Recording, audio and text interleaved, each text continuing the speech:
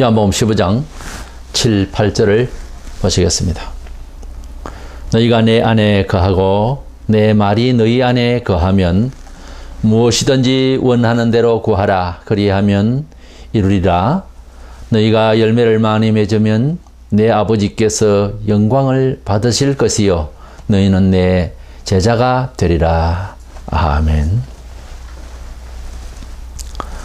기독교는 일반 사람들이 생각하는 하나의 종교 중에서 한 종교가 아닙니다.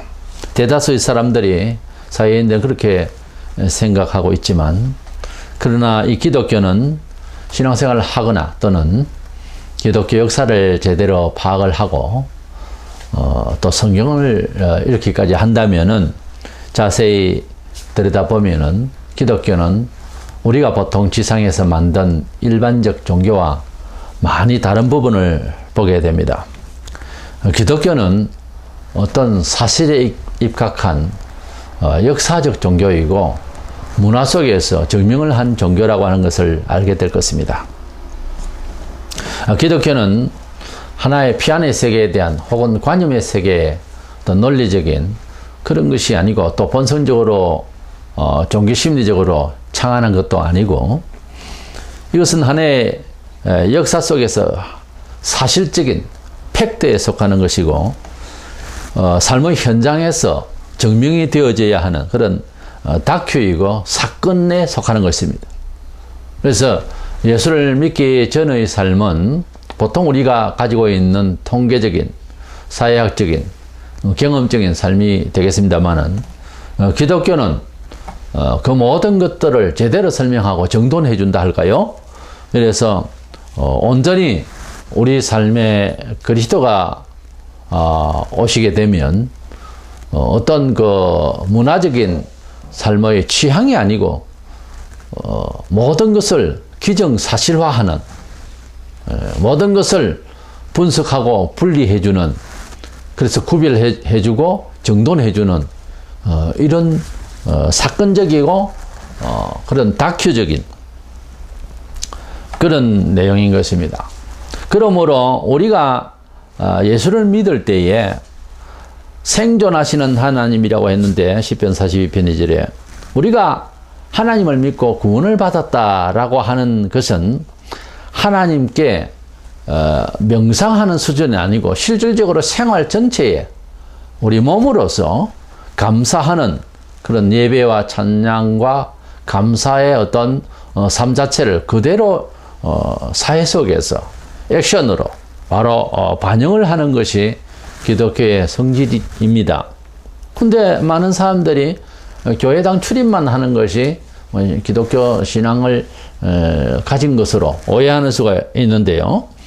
기독교 신앙은 하나님께 그렇게 감사하며 예배하며 정말 살아계신 하나님을 마치 사람을 만나듯이 예배당에 서든지 우리 어떤 모임에 서든지 우리 삶의 현장에 서든지 집에 서든지 앉아나서나 하나님께 묵상하며 하나님께 살듯 그렇게 태도를 취하고 또 선택을 하고 고민하고 이렇게 살아가는 과정에 하나님께서 특별히 우리가 기도를 한다고 하는 것은 사실 우리 신앙생활을 하나님의 뜻대로 한다는 말과 같습니다.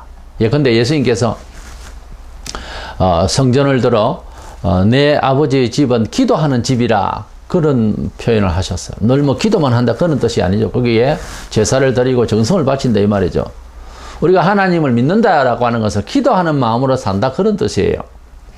그러므로 우리가 하나님의 뜻대로 교회 법대로 전통대로 우리가 살아가고 하나님의 말씀의 교훈대로 살면서 또한 간구하고 기도하고 이래 소망 가운데서 고민하고 하나님을 간절히 찾고 하는 과정에서 응답을 받아야 됩니다.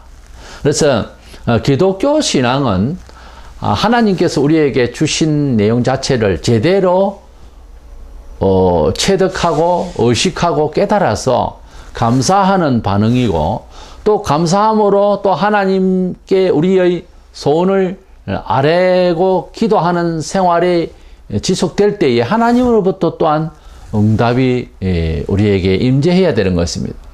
때문에 기독교는 그 신도 묘연하고 그것도 믿는 것도 맹한 그런 종교가 아니고 살아계신 하나님께 받은 은혜를 감사하는 반응이 있고 우리가 하나님께 간구하고 하나님의 뜻대로 살아갈 때 하나님으로부터 반응이 오는 것입니다. 이래서 기독교 신앙을 말한다면은 기독교 신앙은 응답의 관계다. 응답이다. 이렇게 생각할 수 있습니다. 그래서 오늘 신앙은 응답이다 이런 주제로 말씀을 나누려고 합니다. 우리가 이러한 응답의 서로 응답하는 하나님께서 우리에게 주신 것을 우리가 감사함으로 응답하고 또한 우리가 하나님 앞에 소망을 가지고서 살고 또 기도하는 가운데서 하나님께서 응답하시는 이 관계를 위해서 첫 번째로 예수님과 진리가 우리 안에 있을 때에 이러한 응답의 관계가 이루어진다라고 하는 사실입니다. 가장 중요한 것은 예수님이 우리 안에 거하시는 인격적 이 관계가 성립이 되어야 됩니다. 어느 교회를 다니고 등록을 하고 또 예배를 출석하고 뭐 11조를 내고 주일날 교회를 나오고 하는 이런 것을 통해서 우리가 믿는 행위를 하게 되는데 그러나 무엇보다 중요한 것은 예수님이 하나님의 아들 예수님이 나와 어떤 관계냐 하는 것이 생생히 우리 삶 속에서 실존해야 되는 것입니다.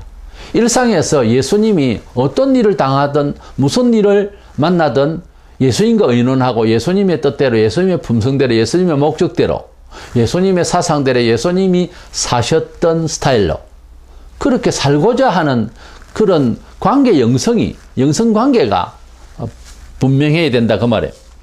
본문의 7절에 너희가 내 안에 거하고 내 말이 너희 안에 거하며 무엇든지 구하라. 예수님께서 우리에게 인격적으로 함께 하시고 예수님께서 이 세상에 어떻게 오셨고 어떻게 사시고 십자가에 돌아가시고 부활하시고 성천하시고 재림하시겠다 약속하신 그 예수님의 그 인격이 그 예수님의 또한 언약이 우리 속에 함께 있으면 무엇이든지 구하고 무엇이든지 그 뜻대로 살 때에 응답을 받는다 이런 말씀을 하시는 것입니다. 그런데 우리가 무엇을 하나님께 구한다고 할 때에는 그 전에 하나님을 배울 수 있는 준비가 되어야 되는 거예요. 천국의 초청을 잔치집에 비유했는데 그게 제복을 입지 아니하고 왕의 잔치에 들어간 사람을 내쫓아 버리는 경우가 생깁니다.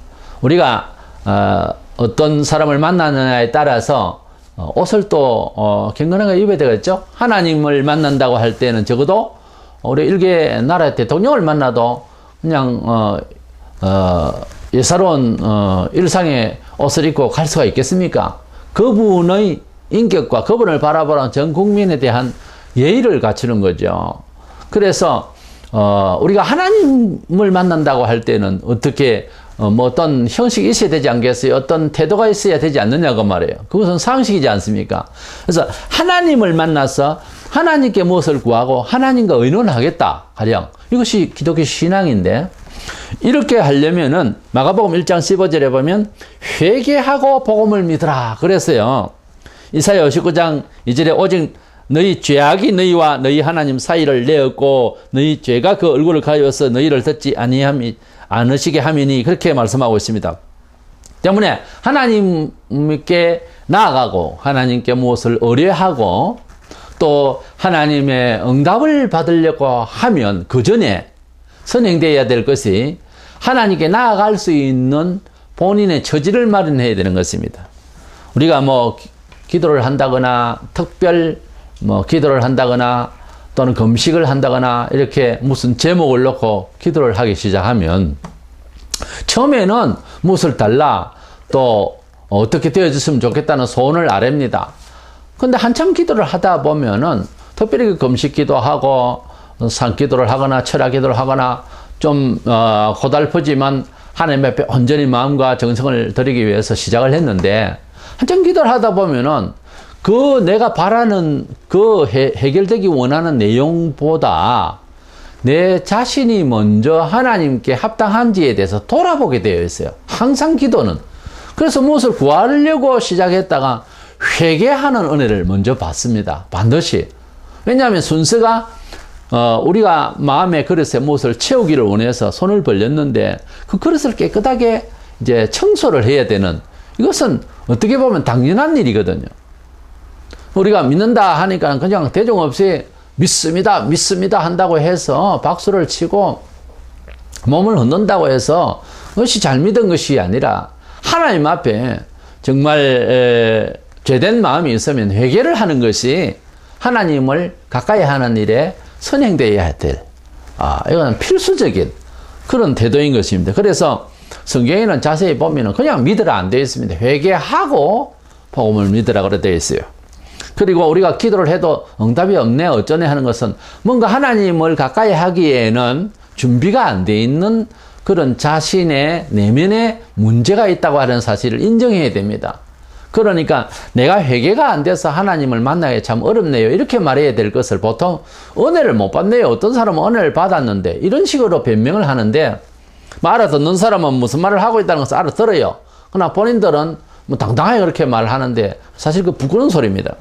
우리가 하나님을 만난다고 하는 것은 하나님 아버지를 만나는 것이고 하나님 아버지를 만난다고 하는 것은 우리가 인격적으로 예의가 있어야 되지 않겠어요? 자신이 뭐 아버지를, 육신의 아버지를, 부모를 만나는 것도 예의가 있는데 하나님을 만나는 것을 딱 무슨 유아 때에 손주가 할아버지한테 안기듯이 그런 식으로 뭐 막무가내 하다 할아버지는 좋다 그러죠. 그러나 지금 성인이 되어서 하나님께 정말 부모에게 어떤 상의해야 될 무거운 일이 있는데 그냥 뭐 마음대로 들락거리면서 만난다고 하는 것은 그게 있을 수 없는 일이잖아요. 그래서 하나님을 제대로 만날 수 있는 준비가 안 돼 있기 때문에 기도의 응답이 없고 경험이 부족하고 뭐가 뭔지도 모르겠다는 것이 정상적인 고백이지 뭐 은혜를 못 받았다 그건 궁극적으로는 그 말이 맞는데 양심적으로 지금 그대의 현재 상황에서 할 수 있는 말은 아니다 그 말이에요. 그 소리를 알아듣는 사람은 쳐다보면은 부끄러운 소리다 그 말이에요. 구원파나 다락방에서 강조하는 것은 주로 보면 하나님이 예수님을 이 세상에 주셔서 우리 죄를 다 도말하시고 우리를 구원하셨다 하시기를 하셨다. 그래서 내가 예수쟁이가 되면 구원을 받는구나. 아멘. 아주 간단하게 그러한 하나님의 언약에 대해서 깨달았다. 그걸로 끝인 줄 알아요. 이 사람들이 크게 잘못 알고 있는 것이 과정이 없는 거예요. 하나님이 정하신 법을 깨달았다는 거예요. 그것은 처음 예수 믿기 전에 지성인들도 그런 이론적으로 하나님이 사람을 찾으시구나 이 정도는 다 압니다. 들으면 또 보면.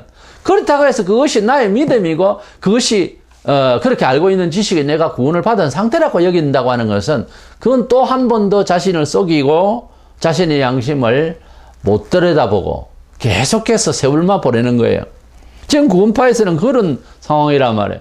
뭐를 하나님께서 우리를 불쌍히 여겼다는 사실 자체 정보만 들어서 정보만 듣다고 해서 그렇구나. 뭐 특별한 이제 가전제품을 하나 샀다. 근데 이제 아주 신기한 거라서 이제 내용을 봅니다. 사용법을 보면 어떻게 버튼을 눌리고 그리고 디지털 방식은 어떻게 되어 있으니 어떻게 하라. 딱 보면 이제 알 수 있습니다. 그래서 물건은 집에 들어왔고 그래서 이렇게 하면 되겠구나. 아직은요 몰라요. 차 운전도 마찬가지죠. 필기시험을 다 치고 그리고 조금은 연수를 했지만 현장에서 도로에서 딱 나오면은 어떤 사람이 앞에서 오고 가는지 옆으로 가는지를 정말 알 수가 없는 거거든요. 한참 하다 보면 느낌이 오고 어떤 차가 움직이는 것도 또 차량 따라서 저런 차들은 좀 거세게 다닐 것이다. 덤프 트럭이라든지 뭐 이런 차가 오면은 좀 거리를 둔다든지 이런 안전 운전을 하게 되는 거예요. 초보자 운전을 하는 사람 좀 지그재그로 이제 간다든가 쓸데없이 브레이크를 많이 밟는다든가 하면은 그런 차 옆에 가면 곤란하고 앞에도 가기도 곤란을 느끼죠. 그래서 이런 것들이 다 보이게 되는 거예요. 길 형편이라든지. 자, 이래서 최소한 3년에서 5년은 운전을 해야 되는 걸 알고 있거든요. 거리에 나서서 제대로 하려면은 그럼 금방 나와서 몇 개월 만에 다 마스터 한 것처럼 하다가 큰일 나는 거죠. 그래서 하나님에 대해서 우리가 많이 듣고 배우는 것은 참 중요해요. 근데 훈련을 빠뜨리면 안 된단 말이에요. 한국교회가 큰 단점이 뭔가 하면 꼭 구원파라든지 이단파들만 아니라 과정이 없는 신학을 했어요.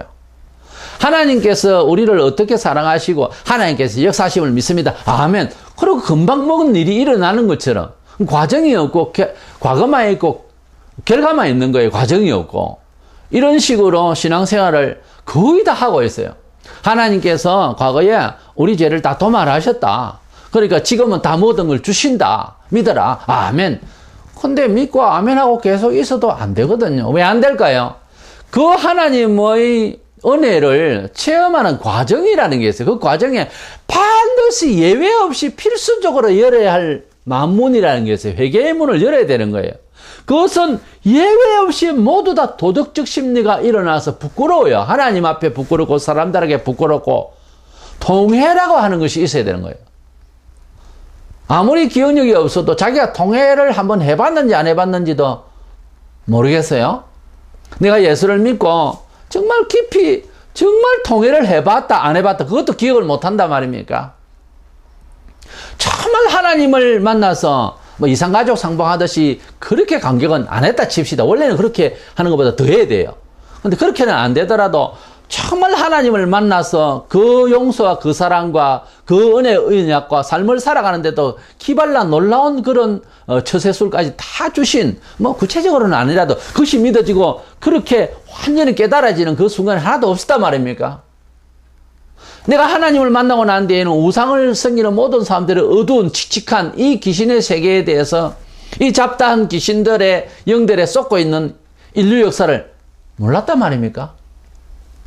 내가 하나님을 만났을 때에 내 죄를 아무리 사람이 아무리 노력해도 안 되는 것을 예수께서 십자가에서 피를 흘려 속죄 제물로 돌아가심으로써 마침내 내가 주님께 감사하고 주님을 의지하고 주는 나의 그리스도라고 하는 이 한마디 자체로서 하나님이 나를 용서해 주신다는 것이 있을 수가 없는 일이다. 이 세상에서 어떤 이런 일이 있을 수 있느냐라고 감격을 못했단 말입니까? 한 번도 그런 조그만 경험, 그런 놀라운 희열에 놀라운 그런 큰 기쁨의 시간이 없었단 말입니까? 눈물겨운 시간이 없었단 말입니까? 이거는 예외 없이 문제의 사람이요. 그게 안 되기 때문에 문제가 있는 거예요. 저는 구약 요나서를 읽으면서 큰 은혜를 받은 것이 요나가 보통 알기를 니느웨를 회개시키려 하나님께서 보내신 선지자인데 가지 아니하고 딴 동네로 도망가다가 배를 타고 가다가 이제 풍랑을 만났다 아닙니까? 그래서 뭐 참 시시한 사람이다 이런 식으로 생각하거나 또는 나중에 다행히 또 나와서 니느웨 사람들 회개시키고 난 뒤에 진짜 회개하니까 괜히 또 마음이 뒤틀리고 그렇게 하는 요나는 선지자인가 정말 하고 사람들이 오해를 하는 경우가 있어요. 성경이니까 뭐 요나도 선지자겠지 뭐 이런 정도로. 그런데요 요나가 배 밑창에 쿨쿨 잠자다가 요동치면서 오만 신들을 섬기는 사람들끼리 뱃사람들이 원래 보면은 미신이 강해요. 그때나 지금이나. 그래 뭐 부러질 거에다 풍랑은 계속 일어나 배가 이제 파손될 지경이었습니다. 그래서 배 밑창에 자고 있는 요나를 불러서 넌 누구야? 이랬을 때 자다가 일어나가지고서 쿨쿨 잤어요. 자다가 일어나서 하는 소리가 나는 여호와를 믿는 사람이고 이 사건들이 다 내 때문에 된 거다. 나를 희생제물을 바다에 던지라. 이렇게 말하는 거예요. 그것을 우리가 어떻게 생각해야 돼요? 자다가 일어난 사람 속에서도 하나님 앞에서 신앙 고백이 분명하고 자다가 일어난데도 자다가 일어났다는 말은 아니 그 배를 타고 가는 자체가 지금 잘못하고 있어요. 요나가. 그런데 자다가 일어났어도 내가 희생되어야 된다는 그런 죽음을 놓고 생명을 걸고 솔직하게 회개하고 이 배 사람들을 살리기 위한 일이잖아요. 지금 배 사람들을 살리기 위한 일이에요. 다른 사람 생명을 써서 나를 죽이라. 이거 아닙니까? 우리는 요나의 그 심정을 보세요. 구약의 모든 선지자, 제사장, 왕들 쭉 보면은 밖으로는 대단한 것 같이 이래 하다가 백성들이 쏟고 나중에 엉뚱한 왕에게 당하고 이런 일들이 상당히 많이 나오잖아요. 그런데 하나님 앞에서 바로 선 사람도 죄를 짓고 실수를 하고 이런 경우가 많이 나와요. 모세도 그랬고 다윗도 그랬고 뭐 아브라함도 그렇잖아요. 그런데요 하나님의 마음을 건진 사람들이에요. 하나님의 마음을 너무 간절하게 건드렸던 순간들이 있는 사람이에요. 그러니까 하나님의 마음에 맞는 시간을 가진 사람들과 그렇지 못한 사람들의 도덕적인, 사회적인 그런 생활에 대해서 평가를 할 때에 우리가 생각할 때에는 그런 말이 있잖아요. 어렵다고 생각을 해주고 싶은 사람인 죄인인 사람이 있고요. 죄인이다고 생각하고 늘 겸손하려고 하는 사람의 의인인 사람이 있단 말이에요. 교회 안에는. 그러니까 오늘날 윤리적이고 도덕적인 문제가 상당히 심각해요. 언제나 죄는 그렇게 사회적으로 표현하게 되어 있으니까요. 그렇다고 해서 죄를 많이 지었기 때문에 구원을 못 받는다든가 착하기 때문에 구원을 받고 복을 받는다든가 이런 논리는 성경에 없습니다. 하나님께서 믿음으로 구원받은 사람들에게 한해서는 하나님을 믿음으로 선을 쫓아서 사실 믿음으로 산다는 것은 자세히 들여다보면 선행이에요. 그 세상이 말하는 선행은 아니지만은요. 세상은 선악간에 그 구분도 없어요, 원래 제대로. 근데 하나님의 믿음의 선을 쫓아서 살아가는 과정에 잘못했을 때는 권징을 받고요. 잘했을 때는 복을 받고 우리에게는 그것이 맞는데 세상의 입장에서 보편적인 세상에서 할 수 있는 말은 안 맞다고 말이에요. 하나님 앞에. 세상에서 사람들이 생각할 때에 괜찮은 사람은 복을 받아야 되고 그렇지 못한 사람은 벌을 받을 것이다. 이런 논리가 하나님 앞에서 구원사적인 입장에서는 안 맞다고 말이에요. 그렇게 치면은 구약 성경에 예수님의 족보를 딱 올라가 보면은 도대체 말도 안 되는 사람이 선조가 있다고요. 그러니까 하나님의 섭리라고 하는 것은 제가 힌트를 드리는 건데 하나님의 마음에 어느 시점 어느 때쯤 마음에 들게 한 적이 있냐고요. 하나님을 감동시킨 적이 있느냐고요. 아니면 하다못해 하나님이 주시는 은혜를 크게 감사한 적은 있냐고요. 이것도 저것도 없습니까? 회개도 없고 감격도 없고 충성도 없었습니까? 그러면 기도해도 얼른 응답 못 받습니다. 내가 알기로는. 하나님의 마음을 건드려 본 적이 없는데 우리가 인간관계에서도 참 큰 감동을 주는 사람의 말은 들으려고 해요. 저 사람은 언제 어떤 일에 이렇게 말하고 이렇게 행동했던 사람이다라고 하는 좋은 점이 있는 사람은 다소 그 사람이 큰 실수를 하고 이래도 참작이라는 게 있어요. 세상법에도. 이게 통합니다. 하나님께서 죄를 생각하면 구약에 전부 지옥 다 보내야 될 정도로 죄를 다 지었어요. 베드로도 마찬가지라. 하지만 주님의 마음에 맞게 감동스럽게 한 적이 있느냐가 굉장히 중요해요. 그것이 큰 체험이 되고 큰 하나님 앞에서 마음을 들였던 그것이 떠나질 않습니다, 본래. 그것 때문에 다시 회개하고 그것 때문에 다시 희망을 걸고 그것 때문에 다시 용기를 가질 수 있는 근원지가 되는 거예요, 마음속에.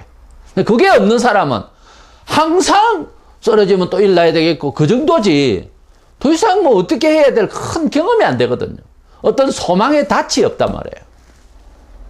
아시겠죠? 그러니까 하나님의 아들 예수 그리스도와 말씀이라고 하는 것이 우리 속에 정말 체휼되어지고 이렇게 하려면은 회개가 되어졌을 때에 가능해요, 사실은. 주님께서는 내가 너희 안에, 내 말이 너희 안에 이렇게 말씀하셨지만 이 말씀이 실질적으로 우리 속에 체휼이 되려면 회개라고 하는 문이 하나님을 만나는 귀한 시간이 필요한 거예요. 그것 없이는 잠시 그 생각은 하지만.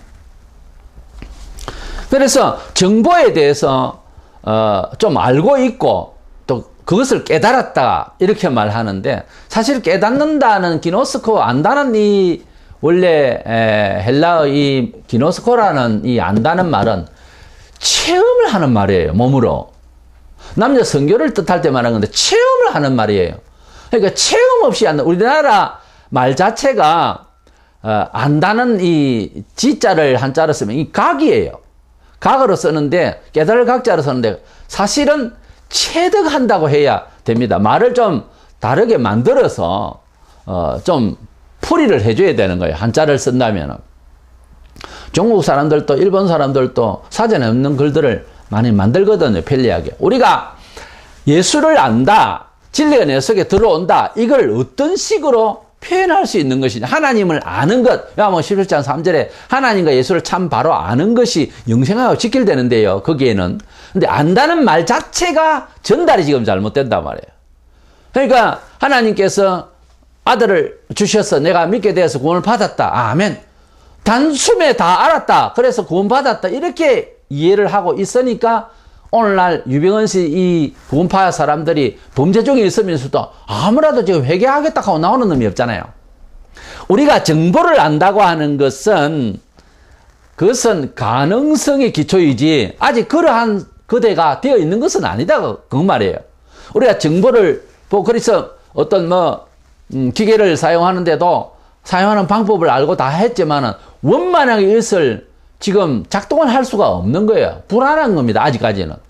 그러니까 정보 지식을 안다고 해도 그 지식대로 손을 대고 가전제품의 문을 열고 물건을 넣고 빼고 그리고 작동을 해보고 끄고 이렇게 해봐야 그것이 완만하게 이제 나의 물건이 되고 내 소유의 감각이 오지. 내가 돈을 주고 사놨다고 해서 작동할 줄 모르면 안 되잖아요.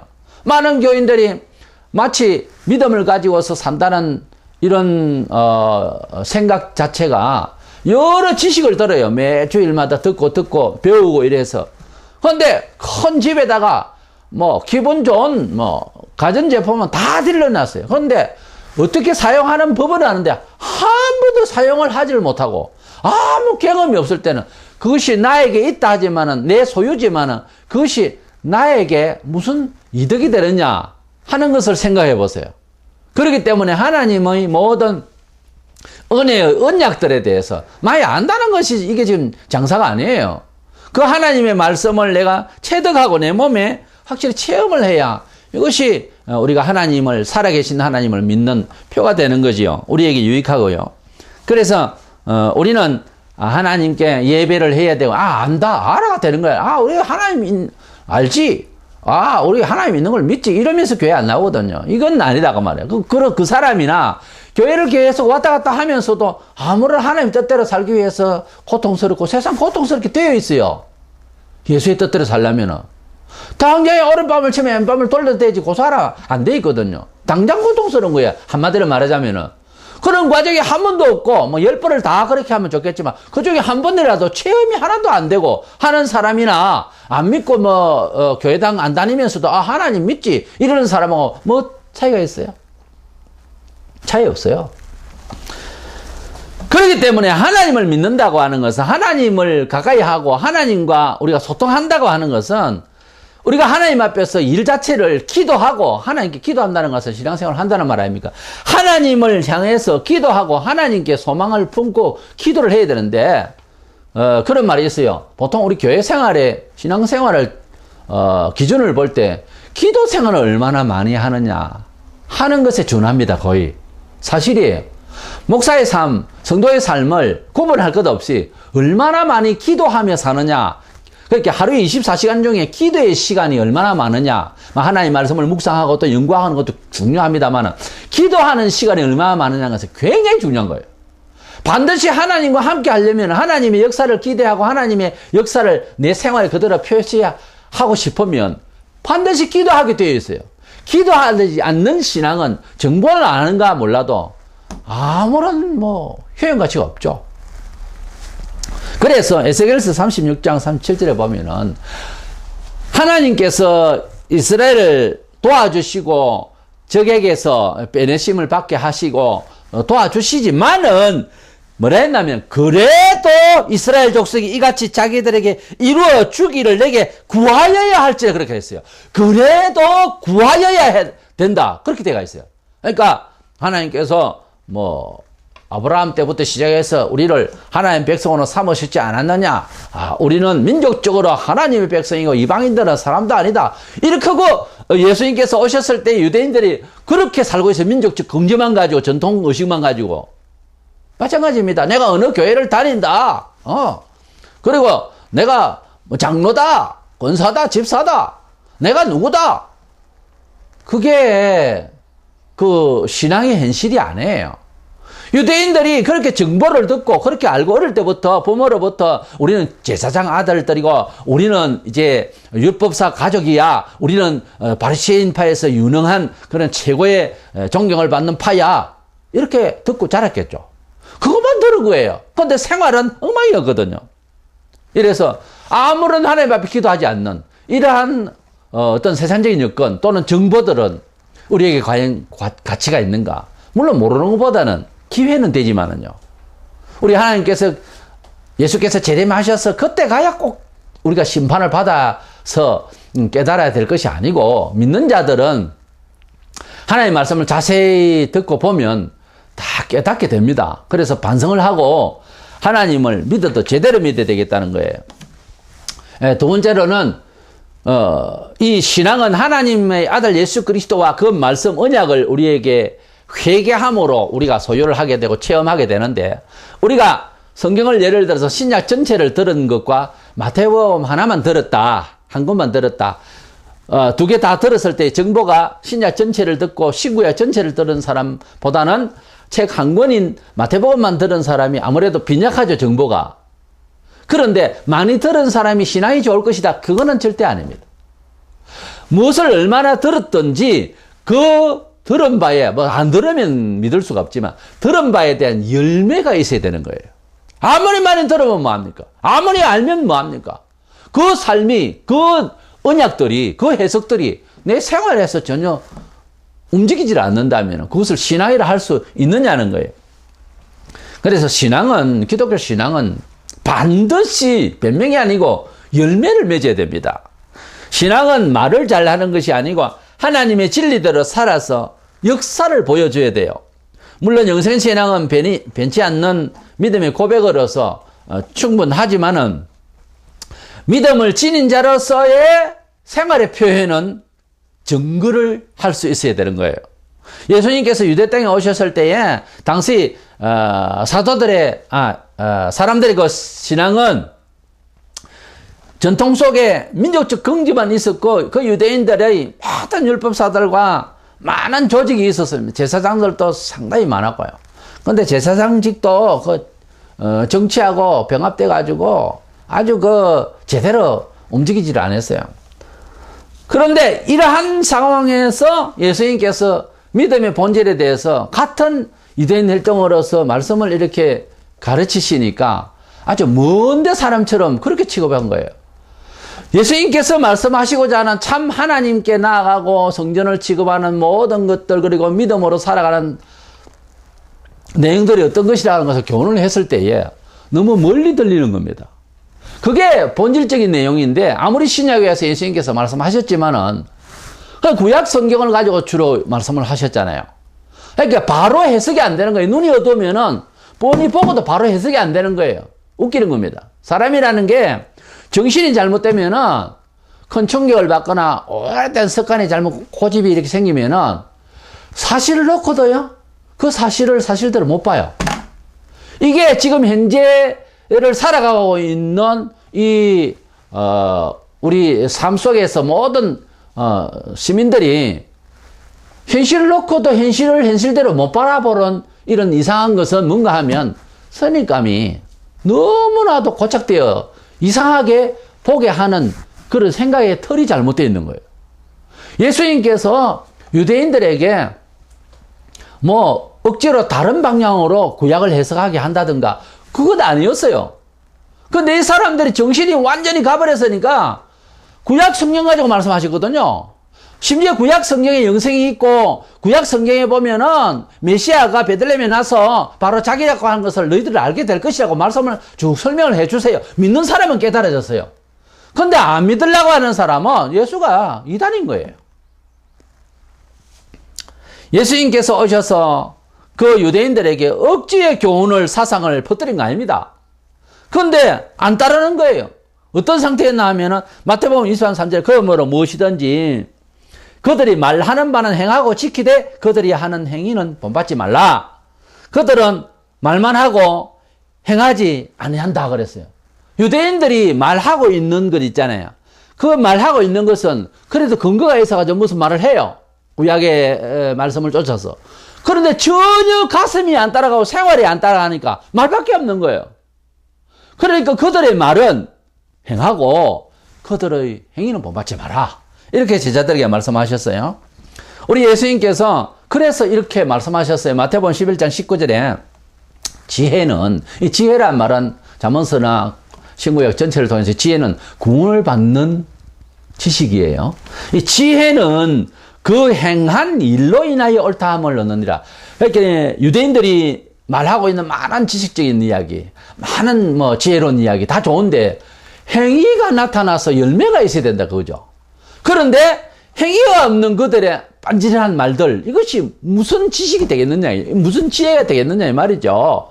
예수님께서는 오늘날 우리에게도 말합니다. 너희가 믿는다고 하는, 너희 믿음을 변명하고 변호하고 신학적으로 말하고 하는 다 좋은데 그 지혜는 그 행한 일로 옳다함을 받아야 된다는 거예요.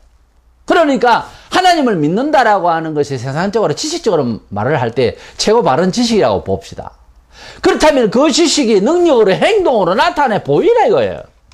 그 행함으로 옳다라고 하는 인정을 받아라는 거예요. 세인들도 옳은 건 옳다고 말합니다. 아무리 삐뚤어진 정신이라도.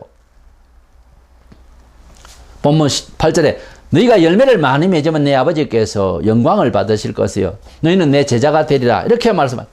결론적으로는 뭔가 하면 예수님의 제자가 된다는 보편적으로 우리가 넓은 의미에서 모두 예수 믿는 자를 그리스도의 제자라고 할 수 있겠죠. 그리스도의 제자가 된다, 그리스도의 사람이 된다라고 하는 것은 그리스도께서 부활하신 것처럼 우리도 삶에 그분을 닮아서 열매가 있어야 되는 거예요. 열매가 없으면 변명하기 시작하죠. 어려운 거는 전부 십자가고 전부 그렇게 갖다 붙입니다. 이게 아니에요. 예수님을 믿었으면은 예수님의 말씀이 우리 속에 있으면, 그래서 구했으면 응답을 받아야 되는, 응답을 받지 못한 이유가 첫 번째 말씀드린 대로 회개를 안 해서 응답이 없는 거예요. 회개를 해야 됩니다. 회개는 뭡니까? 하나님의 방식으로 살겠다고 완전 전환하는 것입니다. 생각을. 하나님께로 소망을 두기로 모든 소망의 끈을 전환시키는 겁니다. 눈물만 흘리는 것이 아니에요. 전환시키는 거예요. 그리고 그 하나님께서 역력히 역사하실 것을 흥분하면서 기다려야 되는 거예요. 이것이 신앙입니다. 이것이 회개의 자리예요. 이단들은 성경 사상도 벗어나지만은 하나님의 말씀을 실천하지 않으면은 웃기는 게 국가도 망하게 하는 일을 벌린 것을 지금 우리가 이 시대에 보고 있습니다. 우리가 하나님을 믿는다라고 하지만 하나님을 믿는다라고 하는 말만 가지고 있고 그것이 실현이 되지 않으면은 저 유대인들이 나라를 망하게 된 것은 하나님을 제대로 못 믿어서 그래요. 하나님을 구약에도 그렇지만 바로 믿으면은 하나님이 지켜주셨다고요. 유대인들은. 우리는 그냥 이방인이라고 치고 이방이니까 유대인들은 그 모양으로 살아서는 아니 될 민족이었어요. 그런데 왜 그래 됐느냐? 하나님을 제대로 경외하지 못했기 때문에 벌을 받은 거예요.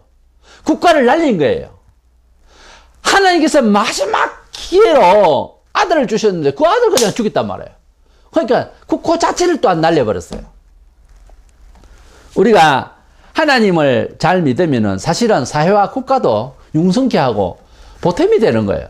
근데 하나님을 제대로 못 믿으면 목사든 교회든 어디든 나라에 시끄럽습니다.